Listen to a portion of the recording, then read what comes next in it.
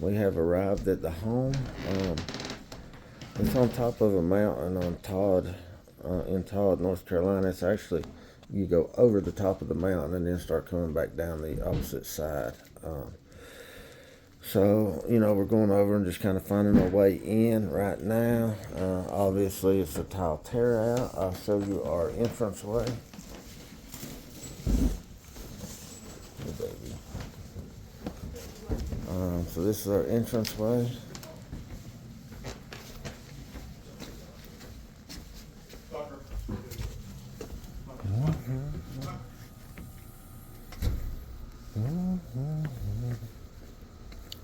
So we're coming all the way out here.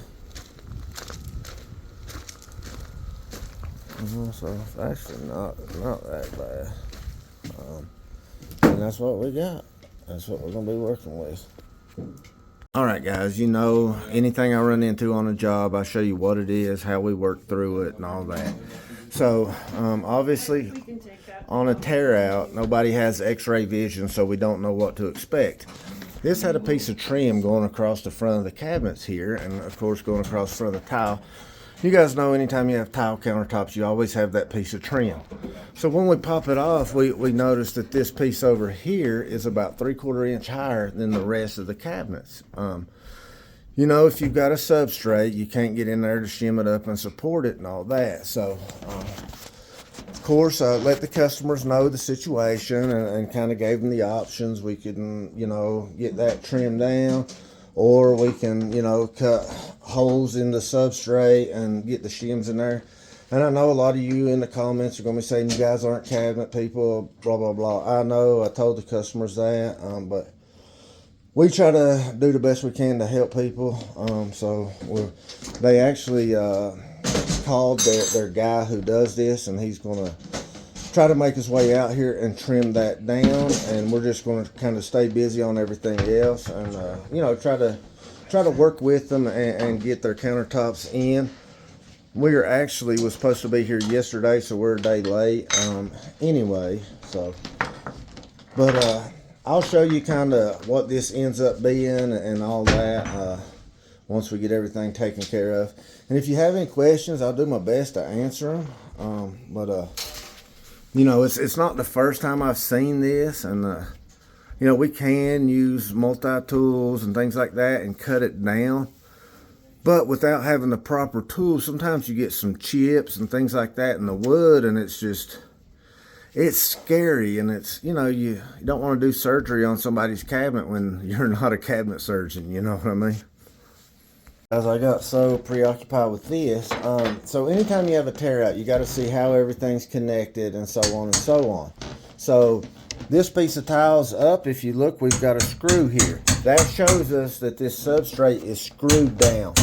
If it were nailed down, we could just pry up on it and get it off. But with it being screwed down, that means we have to take every piece of tile off in order to get to the screws to pull it out. Yeah, so I got most of this side done. I'm going to jump over here and help AJ and Hayden. There should always be a process to when you're tearing these out. You see all this dust and stuff on there? Well, if you pull this out and slant it, it's going to all fall in the cabinet. So the first thing I do is sweep all that off. Everything we do has a process. So it's a lot faster to take a broom and sweep this, take a vacuum it up, rather than pick it up and then it's fall down in the cabinets and you have to pick up every little thing out of the cabinets, dust it off, and then sweep underneath it. You got an area that you're pulling up, it won't come across, so there's a screw in there somewhere. All you got to do is take a hammer and a chisel and just knock a little of this glue off, and you can usually find the screw. Alright, so we've got this one down to the cabinet that we needed on, and now we got to work on this one over here and get it there. So I've heard people comment that they laughed when they seen all the shims and stuff I put in something trying to separate it, but you really got to be careful. This already cracked when I was prying it up, but they've got to cut it off anyway. But if you just come in here, and use brute strength, you'll tear cabinets all to pieces, and you just don't want that. All right, part one on our end's done. We have got the tear out completed. everything cleaned up. I am going to have to take this piece of wood here out after I'm doing kind of a final walkthrough. And the guy's here too. He's going to add some material here and here to make up for that. Alright, we got all the tops in, guys. I am getting ready to start putting this bad boy together. And wrapping it up. I've got the first seam put together here. I went with a little bit of blue, a little bit of buff to get my color, and it looks good. Had to do quite a bit of shimming, as you can see, to try to get everything level. Alright guys, we've been working our butts off, so I slowed down a little bit on the videoing. But I wanted to just touch base and kind of show you where we was at. We've got everything installed, seams together, everything caulked out. Right now we're getting ready to start making it look pretty. I'm going to clean everything, denatured alcohol, and then we're going to use Pro Seal for quartzite.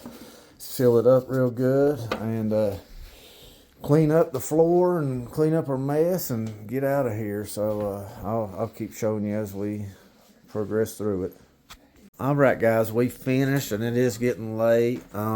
It's almost 8 o'clock, but we've had super nice customers. They're totally understanding of us being here late. The job turned out real well. It's quartzite, as I said before. You guys know how quartzite is. It's dense and very hard to work with. You know what the time it takes to cut on the saw and all that. And you'll see in the beginning part of this video how we had to redo all the edges and all that. And then I did a short showing you how we did the flat overhang supports and all that. One thing, if you guys aren't familiar with this color, the transparent beige silicone matches it almost perfect, as you can see that on there.